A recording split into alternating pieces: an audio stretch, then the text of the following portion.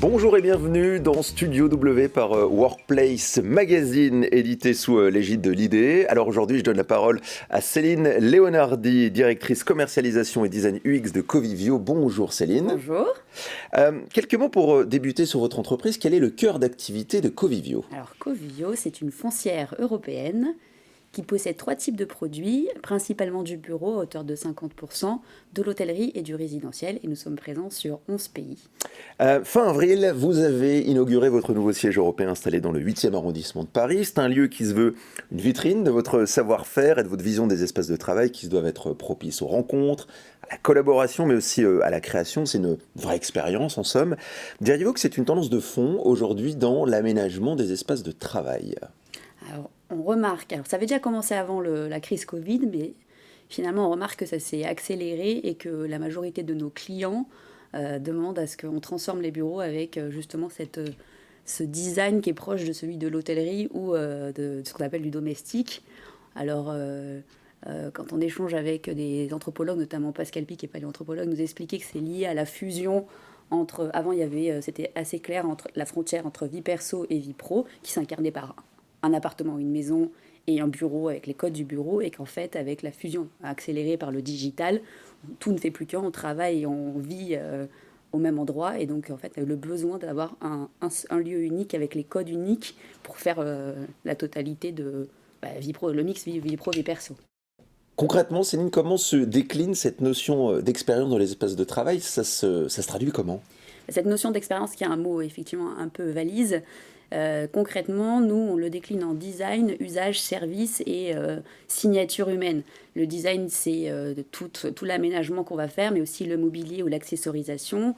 Les usages, c'est de dire qu'un bureau, en fait, c'est pas standardisé, c'est en fonction de l'entreprise et de ses besoins spécifiques, le nombre d'espaces collectifs, le nombre d'espaces de retrait ou la restauration, ce genre de choses. Le service, ça va être aussi bien les services de l'entreprise, donc informatique, le ménage, etc., mais aussi la partie service à l'occupant, pour le bien-être de l'occupant, donc le sport, etc.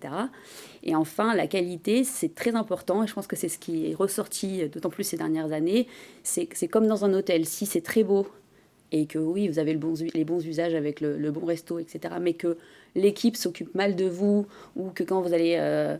avoir aussi les équipements qui ne vont pas fonctionner, qu'il n'y a pas de réactivité sur la clim qui ne marche pas, etc., vous n'allez pas y retourner. En fait, pour le bureau, c'est important. Et c'est clé d'avoir cette qualité de service qui est très proche de l'hôtellerie, aussi bien pour, entre guillemets, soigner les irritants, mais aussi pour proposer ce qu'on appelle la notion d'expérience, et ça va être des événements, des conférences. Alors ça peut passer par juste un after-work, qui est, on va dire, une expérience simple, et qui va aller sur des choses de plus en plus poussées, sur des conférences croisées entre plusieurs clients, faire venir un intervenant qui vient d'un univers complètement différent pour inspiration, ce genre de choses. Alors on le sait aujourd'hui, le digital est partout. Sur cette notion de qualité de service, d'expérience, comment se situe justement le digital pour fluidifier tout cela ? Alors, digital est clé dans l'expérience avec cette particularité près qui doit être invisible. C'est comme ce qui se passe en coulisses dans un spectacle. Vous voulez voir sur scène les acteurs, etc., mais vous voulez surtout pas savoir ce qui se passe dans la machinerie. Si vous voyez la personne qui est au-dessus du rideau en train de manipuler les lumières, ça gâche tout. Et ben c'est pareil, sauf que s'il y a un couac, voilà. Donc là, il faut une architecture IT. Nous, chez Covivio, on a développé une équipe de smart building qui est là depuis maintenant 6 ans et qui s'occupe de faire pour chaque immeuble une architecture fiable, avec aussi les notions de confidentialité des données, de stabilité du réseau, et qui après aussi va proposer des services qui vont se matérialiser dans des applications pour ouvrir les portes ou pour mesurer la data, la fréquentation des salles de réunion, ce genre de choses, qui va nous permettre après aussi de nous améliorer dans l'expérience grâce au retour de la data et l'analyse pour changer les usages ou pour modifier certains points aussi qui peuvent être liés aux consommations énergétiques ou ce genre de choses. Et la dimension RSE dans tout cela, elle prend quelle place dans cette création de cette expérience client dont on parle ? On voit que l'expérience, en fait, touche beaucoup l'émotion, en fait, parce que quand on crée du design qui se rapproche de la maison, qu'on met des objets, de l'accessorisation, en fait, on voit que ce qui va se créer, c'est l'émotion soit de fierté, d'avoir des beaux lieux, des beaux endroits, ou d'appartenance si si ça va être une décoration qui va être propre à l'entreprise. Et le côté RSE va venir aussi là, c'est de participer à une cause. Alors ça peut se décliner soit un certain nombre d'actions comme la gestion des déchets, le réemploi, de passer du temps aussi avec des personnes défavorisées via des associations. Mais c'est aussi ce qu'on développe chez Covivio, c'est l'ancrage local. C'est qu'en fait l'immeuble devienne un objet de fierté pour le quartier et qu'il soit utile. C'est l'évolution aussi du bureau. Donc on voit à l'atelier, on a par exemple comme voisin le conservatoire, à qui on a rencontré pour voir si on peut organiser, alors faire devenir nous-mêmes jury peut-être pour des étudiants, qui puissent aussi se servir de nous pour faire des concerts. On a la chance d'avoir un rooftop aussi, et en contrepartie peut-être leur prêter des espaces de réunion, ce genre de choses. Donc à chaque site, on fait en fait une cartographie des voisins, et l'idée c'est de créer des communautés et de faire partie de cette communauté et de devenir utile. Et ce côté finalement appartenance à quelque chose qui est plus grand qu'à l'entreprise et qu'au bureau, elle participe à ce côté émotionnel pour les collaborateurs.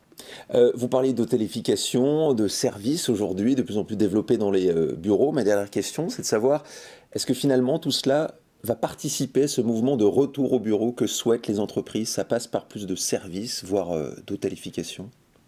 Alors, la question du retour au bureau, elle est toujours présente. Même si on voit aujourd'hui qu'il y a plutôt une tendance à une diminution du télétravail en France. On est passé à 1,5 et en Europe, on est ceux où les salariés viennent plus au bureau. Néanmoins, c'est vrai que les entreprises, on le voit dans les discussions qu'on a avec nos clients, nous posent beaucoup de questions sur quel service il faut mettre pour donner envie. Surtout que les projets actuels sont souvent couplés avec l'implémentation du flex office, donc le poste non attribué, et que pour avoir un package global proposé aux collaborateurs, cette notion de service, elle est importante. Donc oui, alors par exemple sur l'atelier, on a un restaurant avec du service à table pour des prix très compétitifs pour les collaborateurs. On a deux salles de sport, notamment une salle de sport collectif où on organise des cours de yoga et des cours de basket.